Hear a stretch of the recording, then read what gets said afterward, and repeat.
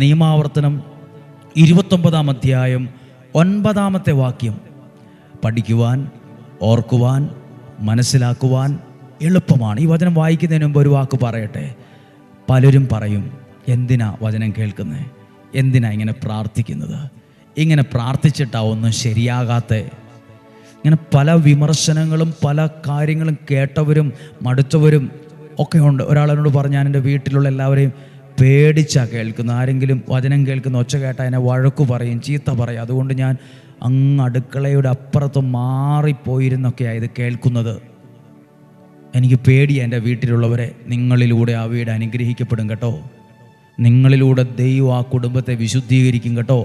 നിങ്ങളിലൂടെ ആ വീട് നല്ലൊരു സമാധാനത്തിൽ സ്വസ്ഥതയിലും എത്തും കേട്ടോ. മനുഷ്യൻ്റെ മുഖമൊക്കെ തെളിഞ്ഞല്ലേലും നിങ്ങൾ ആ ഒറ്റയ്ക്കിരുന്ന് വചനം കേൾക്കുന്നതും പ്രാർത്ഥിക്കുന്നതും ഡയറിയിൽ എഴുതി വയ്ക്കുന്നതും മുട്ടുകുത്തി നിൽക്കുന്നതും ഒക്കെ മനുഷ്യരാരും കണ്ടാലും കണ്ടില്ലേലും കുഴപ്പമില്ല. സ്വർഗത്തിലെ ദൈവം സസൂക്ഷ്മം അത് നിരീക്ഷിക്കുന്നുണ്ട്. ദൈവത്തിൻ്റെ മുഖം തെളിഞ്ഞായിരിക്കുന്നത്. ഞാൻ ഇന്നാൾ പറഞ്ഞല്ലോ, ദൈവത്തിൻ്റെ മുഖം ഒത്തിരി സന്തോഷമാണ് വചനം കേൾക്കുന്ന നിന്നെ ഓർത്ത്, വചനം മുഴങ്ങുന്ന ഈ കുടുംബത്തെ ഓർത്ത്, വചനം കേൾക്കുന്ന ഈ കുഞ്ഞിനെ ഓർത്ത്, വചനം കേൾക്കുന്ന യുവാവെ യുവതി നിന്നെ ഓർത്ത്. മനുഷ്യരെത്ര പേര് സന്തോഷിക്കുന്നു എന്ന് എനിക്കറിയത്തില്ല, പക്ഷെ സ്വർഗത്തിലെ ദൈവം നിന്നെ ഓർത്ത് സന്തോഷിക്കുന്നുണ്ട്. ഈ വചനം ഒന്ന് കേട്ട് നോക്കിക്കേ. നിയമാവർത്തനം 29:9. നിങ്ങളുടെ പ്രവർത്തനങ്ങളെല്ലാം വിജയിക്കേണ്ടതിന്. എന്തിനാ നിങ്ങളുടെ പ്രവർത്തനങ്ങൾ? എന്താ? പഠിത്തമായിരിക്കാം, ബിസിനസ്സായിരിക്കാം, ജോലിയായിരിക്കാം, കൃഷിയായിരിക്കാം, എല്ലാം പ്രവർത്തനമല്ലേ. കടലിൽ ജോലി ചെയ്യുന്നവരുണ്ട്, ഓട്ടോറിക്ഷ ഓടിക്കുന്നവരുണ്ട്, ടാക്സി ഓടിക്കുന്നവരുണ്ട്, അല്ലെങ്കിൽ ഗവൺമെൻറ് ജോലി ചെയ്യുന്നവരുണ്ട്, പട്ടാളത്തിൽ ജോലി ചെയ്യുന്ന ഡോക്ടർമാരുണ്ട്, നേഴ്സുമാരുണ്ട്, മെഡിക്കൽ ഫീൽഡിൽ വർക്ക് ചെയ്യുന്നവരുണ്ട്, ബിസിനസ് നടത്തുന്നവരുണ്ട്, പഠിക്കുന്നവരുണ്ട്, ശുശ്രൂഷ ചെയ്യുന്നവരുണ്ട്, സമർപ്പിതരുണ്ട്. നിങ്ങളുടെ പ്രവർത്തനങ്ങളെല്ലാം പരാജയപ്പെടാതെ വിജയിക്കേണ്ടതിന് ഈ ഉടമ്പടിയിലെ വചനങ്ങൾ പാലിക്കാൻ ശ്രദ്ധിക്കണം. അപ്പോൾ സക്സസും വചനവും തമ്മിൽ ബന്ധമുണ്ട്. വചനം കേൾക്കുന്ന ഒരാളിൽ കൈവരുന്ന ദൈവാനുഗ്രഹമാണ് വിജയം, സക്സസ്.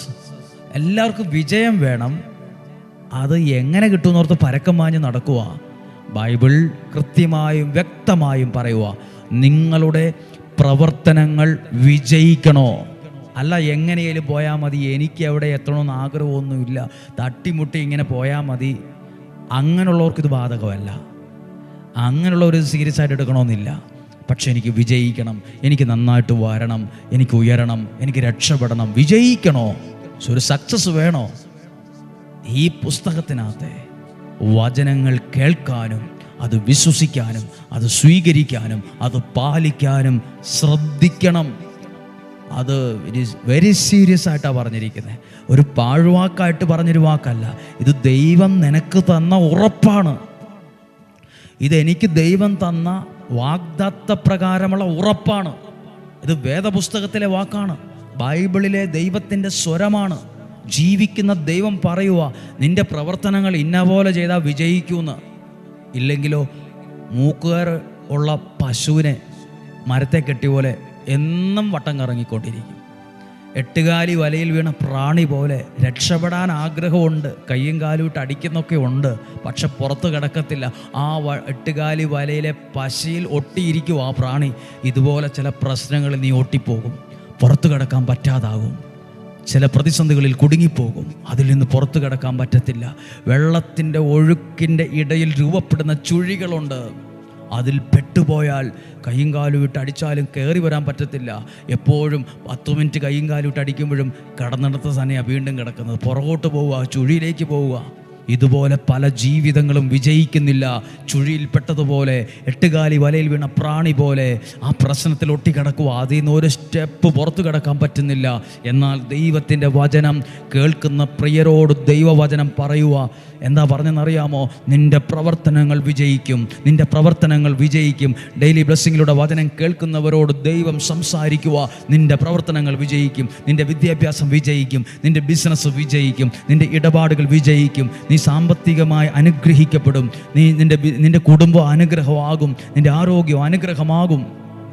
നീ ചെയ്യുന്ന എല്ലാ പ്രവർത്തനങ്ങളും വിജയിക്കും. അതിനൊറ്റ കാര്യം ചെയ്യണം. ഈ പുസ്തകത്തിലെ, ഈ ഉടമ്പടിയിലെ, ഈ വചനത്തിലെ വചനങ്ങൾ പാലിക്കാൻ, കേൾക്കാൻ ശ്രദ്ധിക്കണം. ഒരു ശ്രദ്ധയിലും വേണം. സാധാരണ ഏതോ ഒരു ലൈബ്രറിയിലെ പുസ്തകത്തിലെ ഏതോ ഒരു കഥ പറയുവല്ല. ഈ ലോകത്തെ സൃഷ്ടിച്ചവൻ്റെ വാക്കുകളാണിത്.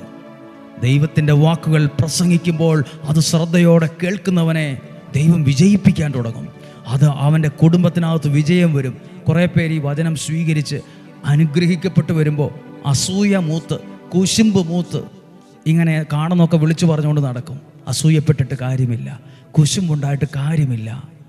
ആ വ്യക്തി ദൈവത്തിൻ്റെ വചനം കേട്ടും പ്രാർത്ഥിച്ചും നേടിയെടുക്കുന്ന സക്സസ് ആണത്. അതിനെക്കുറിച്ച് കുറ്റം പറഞ്ഞുകൊണ്ട് ഇല്ലാ വചനം പറഞ്ഞ് പിടിപ്പിച്ച് ആ വ്യക്തിയെ തകർക്കാൻ നോക്കിയിട്ട് കഥയില്ല, കാര്യമില്ല.